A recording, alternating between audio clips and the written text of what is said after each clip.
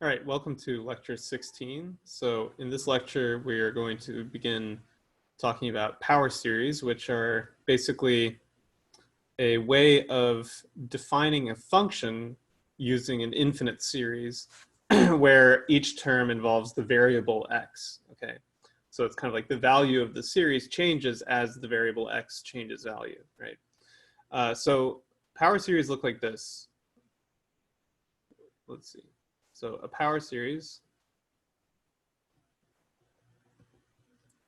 is an infinite series of the form, let's say from n equals 0 to infinity. Here the indexing is actually kind of important because whether or not the power series has a constant term depends on whether n starts at 0 or some positive number. And of course, we don't want to allow n to become negative because then there would be terms of like a n over x to some positive power, and then there would be poles at x equals 0 and so on. We want to avoid that for now. So this is a generic power series, and so sequence n of real numbers. These are called the coefficients.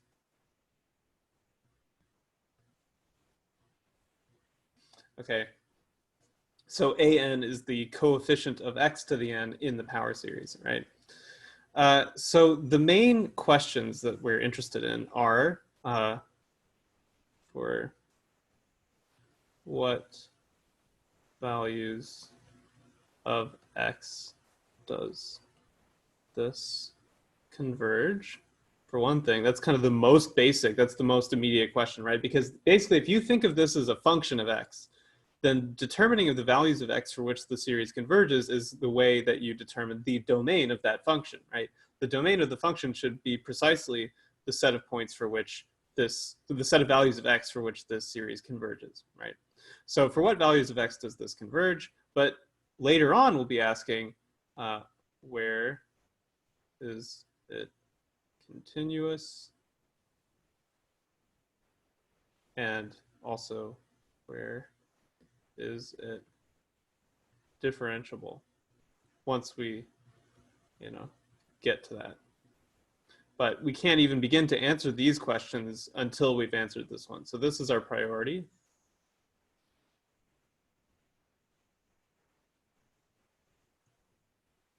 And fortunately, it's actually not that difficult to answer this question, especially because, well, I mean, especially, if you've seen this before, you might already have an idea what the answer is, right? If you're familiar with the idea of the radius of convergence and how you determine the radius of convergence and so on, I mean, this gets covered in like Math 1B, so it's really not that difficult. And this is going to be a very like a relatively light lecture overall, which I think is probably pretty nice since the last one was a bit heftier. So yeah, so I think just the last thing I'm going to do in this little video here is I want to just look at some very straightforward examples of power series. So the thing that we're going to end up sort of exploiting is that power series resemble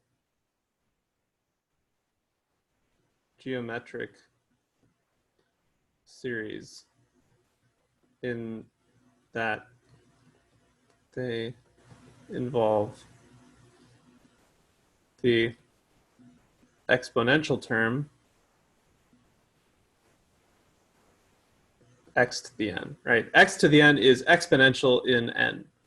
As n changes, this will change exponentially, of course, unless x is 1. Well, but I mean, you could still consider that exponential. It's just a constant. But anyway, so this is going to be the basis of all of our sort of intuition about these series, and all of our analysis of these series will end up kind of flowing from how we compare them, or how we relate them to geometric series. So if you recall that a series you know, r to the n, let's say from n equals 0 to infinity, converges if and only if the absolute value of r is less than 1, diverges for r, absolute value of r greater than or equal to 1, right? And this idea was the basis for the root and ratio tests, right? So we're going to basically analyze these series by applying the root test, really, which is the more powerful one. And the root test is the thing which will give us the radius of convergence of the series. So I'm going to leave that. That's going to be a theorem that I'll state in the next video. But I want to show you, like, if we consider some special examples. So this you could actually almost consider, you know, if r was just, if you replace r with x, right, you could think of this as an example of a power series, right, where an is just equal to 1, right? So if you replace r with x, right, this is a power series, whoops, with an equals 1, right? Let's think about some other simple power series which are actually geometric series, right? Let's say an is 2 to the n. Then the series is the sum of 2 to the n x to the n, which is the sum of 2x to the n, which converges for absolute value of 2x less than 1, i.e. absolute value of x less than 1/2, right? So you see that if the an grow exponentially, right, then we require x to decay at least as quickly in an exponential manner, right? So we require whatever the sort of base of exponential growth of an is, x has to be at most the reciprocal of that base, right? Or similarly, like, if an was like, you know, I don't know, 1/3 to the n, then the series is, you know, 1/3 to the n x to the n, which is sum of, you know, x over 3 to the n, which converges when absolute value of x over 3 is less than 1, i.e. absolute value of x is less than 3. Right? So in this case, I mean, again, it was like we took the base of the exponential behavior of an,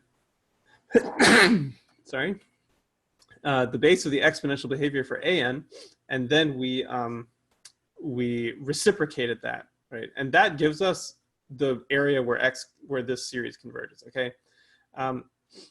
In general, this principle works when an is asymptotically similar to some constant to the n. The only sort of difficult, or the only cases that require care are where basically x, absolute value of x, equals absolute value of 1 over c, let's say. So, you know, in these specific cases where an was precisely equal to, you know, 1/3 to the n or 3 to the n or whatever, the case where x equals you know, 1 over an, or 1 over the base of that, right? So in this case, an was precisely equal to 2 to the n, right? So then x, and when I say this is really a very loose idea, to be honest. Maybe just, I don't know what symbol to use there, but you know, it's a very, very, very vague, hand wavy concept of an being similar to an exponential series here, or exponential sequence. But so when in this case, because an is precisely equal to 2 to the n, when x is precisely equal to 1/2, these just cancel out and becomes the sum of 1, which of course diverges. But we'll see in later situations when an is not precisely equal to an exponential sequence, then some different things can happen. Okay, just like in the root test, right? When the lim sup of the roots is equal to 1, then it's possible that the convergence or divergence of the series could go either way. So anyway, that's it for this video. In the next one, I'll actually state this sort of rigorous general theorem about sort of the range of values for which a power series converges, or otherwise known as the radius of convergence. Yeah, so that's it for this video.